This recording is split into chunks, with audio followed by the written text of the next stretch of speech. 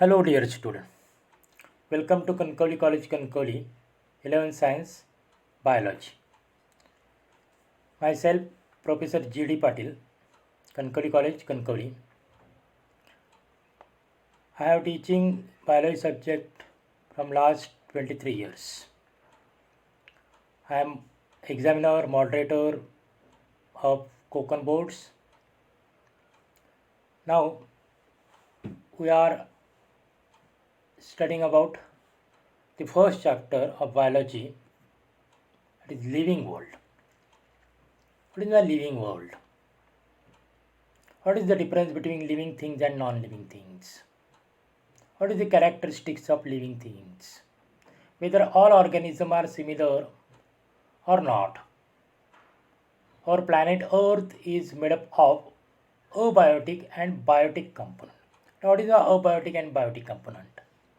Abiotic means non-living and biotic means living. Okay, what is the living? Sajiv. Non-living, nirjiv.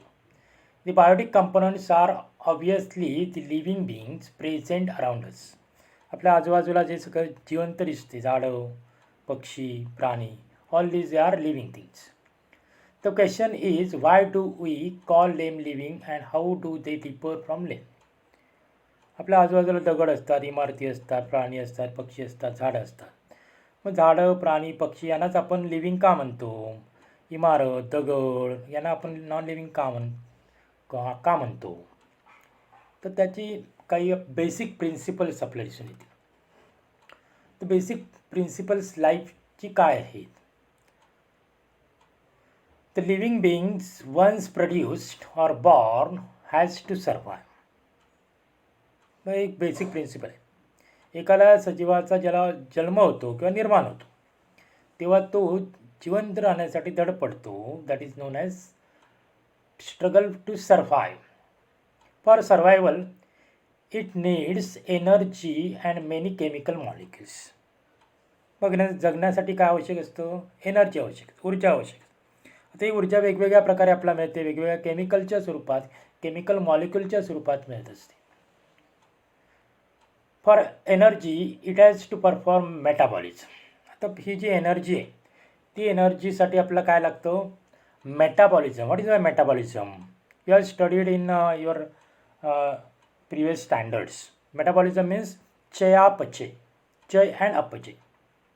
Metabolism is breaking of molecules, that is known as catabolism, and making of new molecules, that is known as anabolism.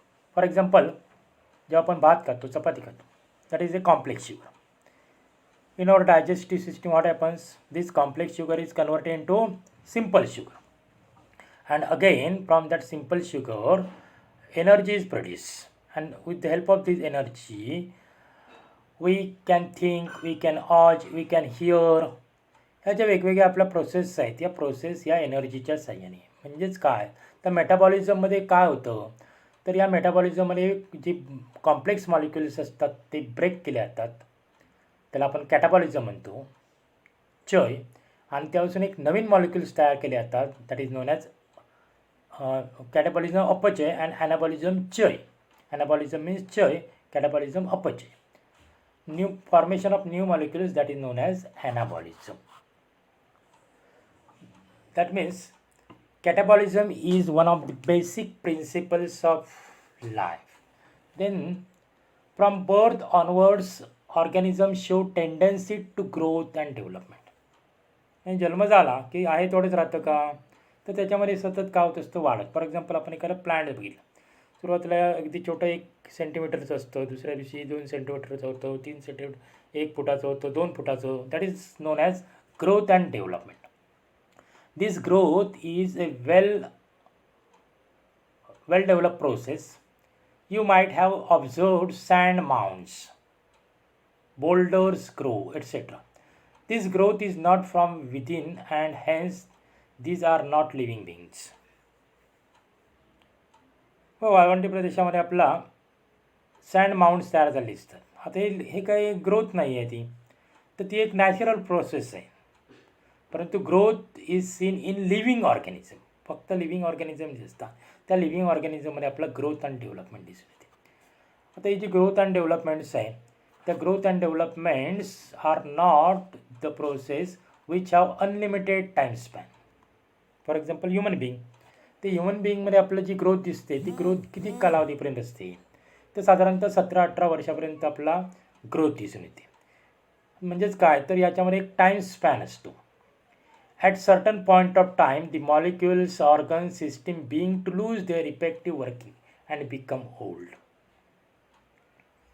For example human बिईंगचंच जर आपण घेतलं तर आपलं लक्षात येईल की साधारणतः 60-70 वर्ष झाली की इतर ज्या ग्रोथ असतात त्या थांबतात.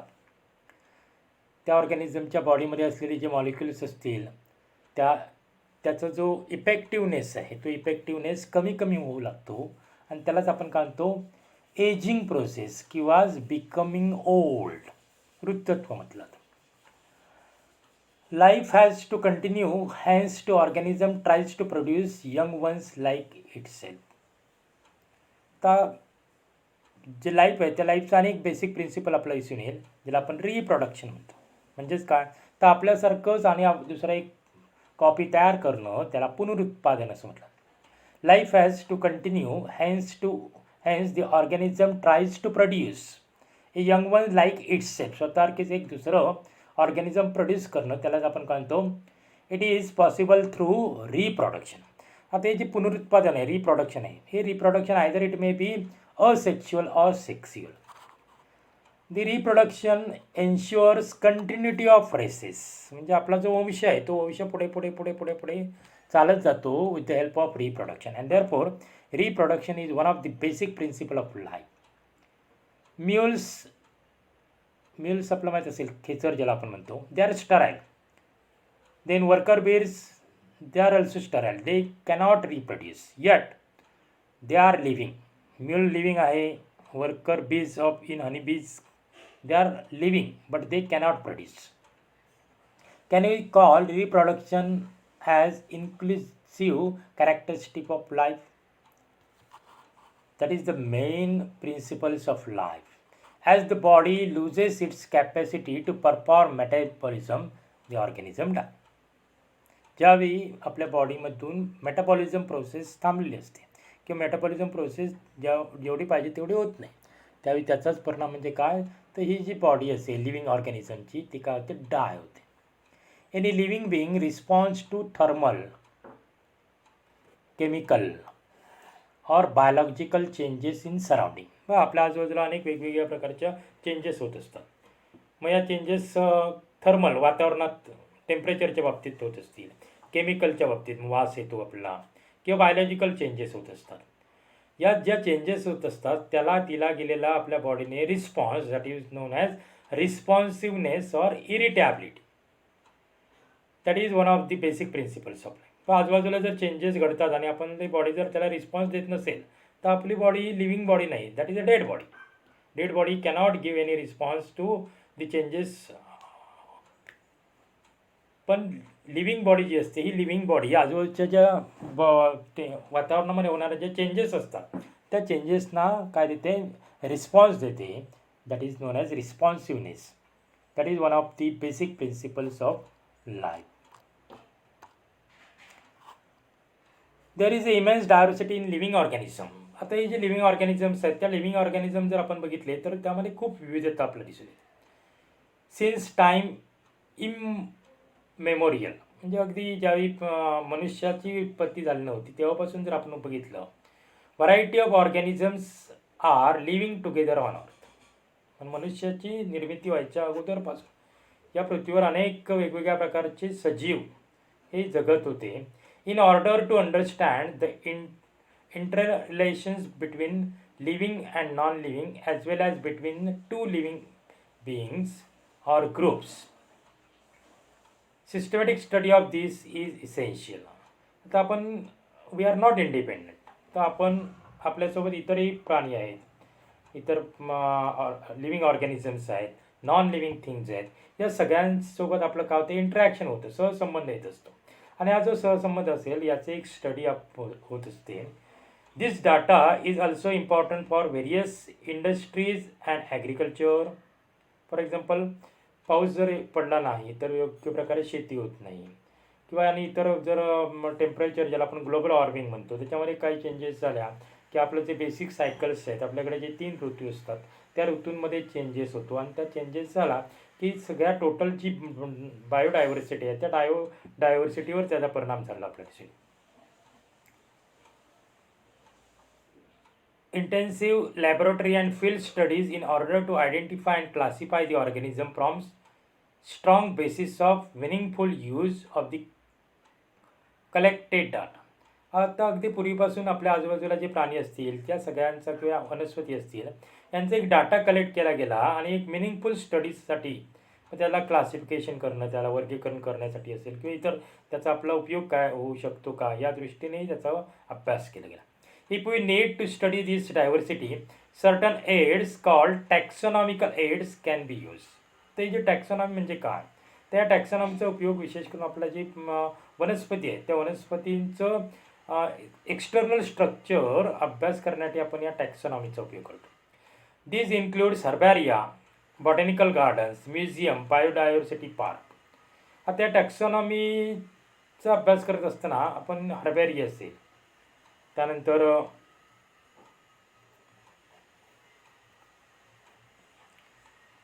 बॉटनिकल गार्डन्स असतील किंवा म्युझियम्स असतील, बायोडायव्हर्सिटी असेल. आता हर्बॅरियम म्हणजे काय? The word herbarium was coined by Pitton de Tournefort in book elements. The art of herbarium was initiated by and Italian taxonomist Luca Ghini. मग केव्हा केलं आहे त्याने शोध लावला याचा? त्याचा कालावधी आहे 1490 ते 1556. ल्युका गिहिनी या ल्युका गिहिनीने हे पहिलं हर्बॅरियम कसं तयार करायचं हे शोधून काढलं. Herbaria are effective tools in taxonomic studies. म्हणजे प्लांटची जी टॅक्सॉनॉमी एक्सटर्नल स्ट्रक्चर असेल, त्याचा शेप असेल, त्याच्यामध्ये टेक्स्चर असेल किंवा इतर अनेक वेगवेगळ्या कॅरेक्टरिस्टिक्स आहेत त्यांचा अभ्यास करण्यासाठी आपला या हर्बॅरियमचा उपयोग होतो. Herbarium is essentially a dried plant specimen that is press treated and mounted on standard size sheet in order to preserve. एका ठराविक आकाराच्या कागदावर वेगवेगळ्या प्लांटचं, मग त्याची फांदी असेल, फुलं असतील किंवा लीप असेल, ते काय केलं जातं? प्रेस केलं जातं, ते ड्राय केलं जातं, त्याच्यावर वेगवेगळ्या ट्रीटमेंट केल्या जातात. याला आपण काय म्हणतो? हर्बॅरियम असं म्हणतो. त्यानंतर या जे हर्बॅरियम असेल त्या हर्बॅरियमवर काही माहिती लिहिली जाते, ज्यामध्ये डेट असेल, place of collection along with detail classification and highlighting with its ecological peculiarities. Characters of the plants are recorded on the same sheet. आता हे जे हर्बॅरियम शीट असते या हर्बॅरियम शीटवर ते प्लांट कुठे कलेक्ट केलं, कुठल्या भागामध्ये कलेक्ट केलं, केव्हा कलेक्ट केलं, डेट आहे.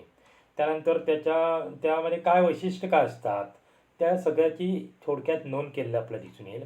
त्यानंतर त्या प्लांटचं लोकल नेम वेगळं असतं, बायोलॉजिकल नेम वेगळं असतं, सायंटिफिक नेम वेगळे, कॉमन नेम वेगळं असू शकतं.